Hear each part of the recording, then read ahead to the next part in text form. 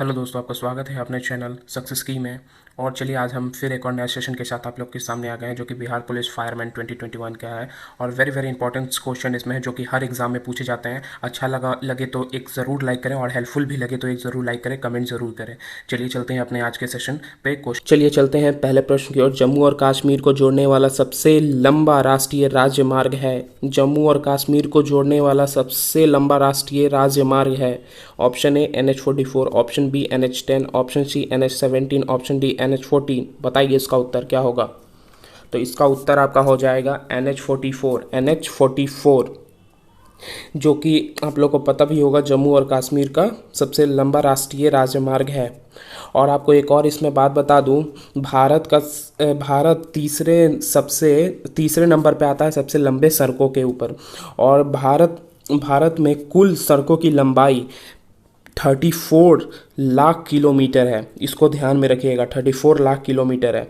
चलिए अब चलते हैं क्वेश्चन नंबर 2 की ओर, जो कि यहाँ पे आप लोग को दिख रहा होगा। वर्ष 2011 की जनगणना के अनुसार निम्नलिखित में से किस राज्य में बाल बालिका अनुपात सबसे कम है। बताइए इसका उत्तर। Option A Chhattisgarh, option B Punjab, option C Kerala, option D Haryana. बताइए इसका उत्तर क्या होगा। तो चलिए इसका उत्तर मैं बताता हूँ। इसका उत्तर हो जाएगा हरियाणा। तो इसमें मैं आपको कुछ बता देता हूँ।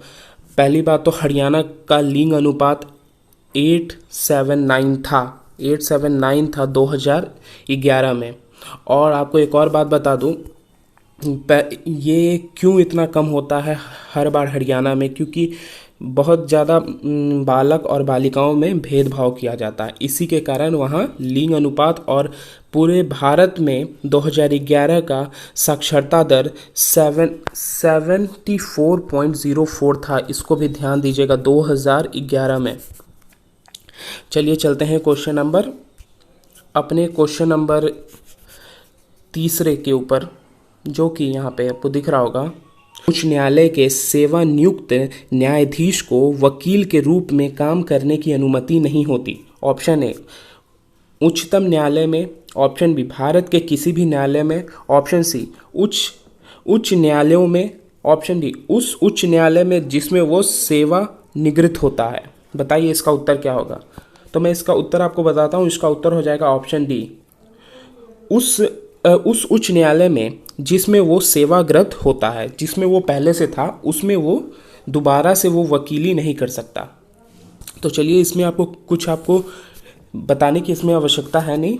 चलिए, संविधान के किस अनुच्छेद के अंतर्गत लोक सेवा आयोग के सदस्य को हटाया जा सकता है। Option A 315, option B 316, option C 317, option D 318। बताइए किस अनुच्छेद के तहत हटाया जा सकता है। तो चलिए इसका उत्तर बताते हैं। इसका उत्तर हो जाएगा ऑप्शन सी 317 के तहत। तो अनुच्छेद 317 ये बताता है कि लोक सेवा आयोग के सदस्यों को हटाने से संबंध है इसका। और चलिए इसमें एक और चीज़ आपको बताता हूँ। लोक सेवा आयोग के अध्यक्ष को सदस्य को हटाने की प्रक्रिया अनुच्छेद 317 के 3 किया जाता है। आप लोग को समझ में आ गया होगा। चलिए चलते हैं क्वेश्चन नंबर 5 की ओर। मनी बिल कहाँ पूर्ण स्थापित किया जाता है। बताइए। ऑप्शन ए लोकसभा में, ऑप्शन बी राज्यसभा में, ऑप्शन डी दोनों सदस्यों की संयुक्त बैठक में, ऑप्शन डी उपयुक्त में से कहीं नहीं। बताइए इसका क्या हो जाएगा। तो मैं इसका उत्तर आपको बता देता हूँ। इसका उत्तर आपका हो जाएगा ऑप्शन ए लोकसभा में। और आपको इसका कुछ बता देता हूँ।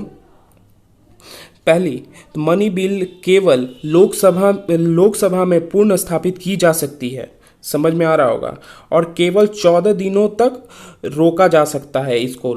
मनी बिल को 14 दिन तक सिर्फ हम इसे रोक सकते हैं, वो भी राज्यसभा के पास एक पावर होता है। चलिए चलते हैं क्वेश्चन नंबर 6 की ओर। पंचायती राज संस्थाओं को संवैधानिक दर्जा किस संविधान संशोधन से प्राप्त हुआ। पंचायती राज संस्थाओं को संवैधानिक दर्जा किस संविधान संशोधन से प्राप्त हुआ। बताइए। ऑप्शन ए 72वां, ऑप्शन बी 73वां, ऑप्शन सी 74वां और ऑप्शन डी 75वां। बताइए इसका क्या हो जाएगा उत्तर। तो इसका उत्तर मैं बताता हूँ। इसका उत्तर हो जाएगा आपका 73वां। चलिए चलते हैं क्वेश्चन नंबर 7 की ओर। भारत संविधान में मतदान की आयु सीमा को 21 वर्ष से घटाकर 18 वर्ष कब किया गया था, बताइए। भारत संविधान में मतदान की आयु सीमा को 21 वर्ष से घटाकर 18 वर्ष कब किया गया था? Option A 1988, option B 1989, option C 1990 और option D 1991।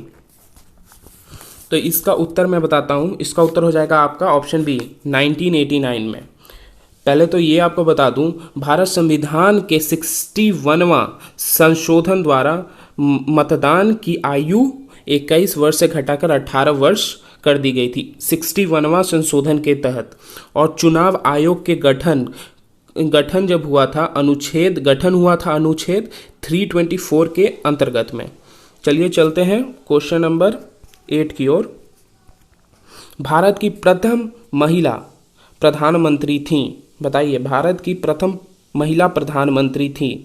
Option A Shri Indira Gandhi, option B Shri Om Bandaranaike और श्री बेनर्जी भुट्टो और श्री सरोजिनी नायडू। बताइए इसका उत्तर क्या हो जाएगा। तो इसका उत्तर आप सभी को मालूम होगा और इम्पॉर्टेंट क्वेश्चन भी है, और इसका ऑप्शन हो जाएगा ऑप्शन ए श्रीमती इंदिरा गांधी। पूछ रहा होगा आप लोग को। चलिए चलते हैं क्वेश्चन नंबर 9 की ओर। किस संविधान संशोधन द्वारा नगर पालिका विधेयक पारित होता है? किस संशोधन द्वारा नगर पालिका विधेयक पारित होता है, बताइए। ऑप्शन ए 70वां, ऑप्शन बी 72वां, ऑप्शन सी 73वां, ऑप्शन डी 74वां। बताइए इसका उत्तर क्या हो जाएगा।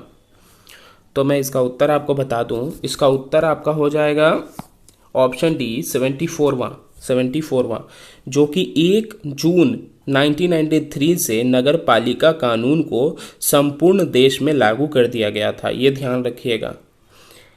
आपका जो 1 जून 1993 को पूरे देश में नगर पालिका कानून को लागू कर दिया गया था। चलिए चलते हैं क्वेश्चन नंबर 10 की ओर। राज्यपाल के पद पर नियुक्ति के लिए न्यूनतम उम्र सीमा क्या होना चाहिए, बताइए। ऑप्शन ए 30 वर्ष, ऑप्शन डी 35 वर्ष, ऑप्शन सी 40 वर्ष, ऑप्शन डी 45 वर्ष। बताइए। तो इसका मैं उत्तर आपको बता दूं। इसका उत्तर आपका हो जाएगा ऑप्शन बी 35 वर्ष। ये यहाँ पे आपका उम्र होना चाहिए 35 वर्ष, तभी आप राज्यपाल के पद पर ग्रहित हो सकते हैं। और आपको एक और बात बता दूं, आप अगर किसी भी सदस्य में हो और किसी भी लाभान्वित पद पे हो तो आपको ये पद नहीं मिलेगी, उस पद को छोड़ना पड़ेगा। उसके बाद आप राज्यपाल के पद पर ग्रहण कर सकते हो। चलिए चलते हैं क्वेश्चन नंबर 11 पे। वह तापमान जिसका पाठ्यांक फ़ारेनहाइट और सेंटीमीटर दोनों पैमाने पर वही होता है। वह तापमान जिसका पाठ्यांक फ़ारेनहाइट और सेल्सियस दोनों पैमाने पर वही होता है, बताइए। Option A 40, option B -40, option D -34, option D -140। बताइए इसका उत्तर क्या होगा। इसका उत्तर आपका हो जाएगा ऑप्शन बी -40, जो कि आपको यहाँ पे आपको बता दूँ कि तापमान जो होता है थर्मोमीटर से हम लोग नापते हैं। और आपको एक और चीज़ बता दूँ, कैल्विन का जो हम लोग कैल्विन को मेज़र करने के लिए और कैलकुलेट करने के लिए तो 273 कैल्विन को हम लोग कैलकुलेट करते हैं। और आपको बता दूँ बिंदु आपका जो होता है, भाप का बिंदु जो होता है कैल्विन में, तो वो होता है 373 कैल्विन। चलिए चलते हैं क्वेश्चन नंबर 2। चलते हैं क्वेश्चन नंबर 13 की ओर। डेसिबल शब्द किससे संबंधित है? ऑप्शन ए वायु, ऑप्शन बी जल, ऑप्शन सी ध्वनि, ऑप्शन डी भूमि। बताइए। तो चलिए मैं इसका उत्तर बता दूं। इसका उत्तर आपका हो जाएगा डेसिबल ध्वनि से संबंधित है। डेसिबल आपका ध्वनि से संबंधित है। ध्वनि से संबंधित है। और इसका मैं कुछ आपको बता दूं, ध्वनि प्रदूषण को डेसिबल में नापते हैं। चलते हैं क्वेश्चन नंबर 14 की ओर। प्रकाश वर्ष किसका एकक है? एकक है बताइए। प्रकाश वर्ष किसका एकक है? प्रकाश वर्ग किसका एकक है बताइए। ऑप्शन है समय, ऑप्शन बी दूरी, ऑप्शन सी प्रकाश, ऑप्शन डी प्रकाश की तीव्रता। बताइए इसका उत्तर क्या हो जाएगा? इसका उत्तर हो जाएगा आपका ऑप्शन बी दूरी। और आपको एक और चीज़ बता दूं, प्रकाश वर्ष दूरी का एकक है। और आपको एक और चीज़ इसमें बता दूं, पृथ्वी और सूर्य के बीच की दूरी खगोलिक दूरी कहलाती है। ये ध्यान में रखिएगा, पृथ्वी और सूर्य की दूरी जो है आपको खगोलिक दूरी कहलाती है, ये याद रखिएगा। और एक प्रकाश वर्ष में होता है 9.46 इंटू 10⁻15 माइक्रोन। और आपको वन पारसेक में होता है 3.26 प्रकाश वर्ष होता है। इसको भी ध्यान में रखिएगा। और चलिए अब चलते हैं क्वेश्चन नंबर, अपने प्यारे question number, last question number पे, जो कि आपको यहाँ पे दिख रहा होगा। जब बर्फ को 0 डिग्री सेंटीग्रेड से 10 डिग्री सेंटीग्रेड तक गर्म किया जाता है तो जल की आयतन क्या होती है बताइए। जब बर्फ को 0 डिग्री से 10 डिग्री तक गर्म किया जाता है तब तो जल की आयतन क्या होती है बताइए। ये उत्तर आप लोग हमें कमेंट करके बताना। और ये सेशन अच्छा लगा हो तो लाइक करना, सब्सक्राइब करना और शेयर करना। और नीडेड बच्चे को ये ज़रूर भेजना जो इसका तैयारी कर रहा हो। चलिए आज का सेशन यहीं तक।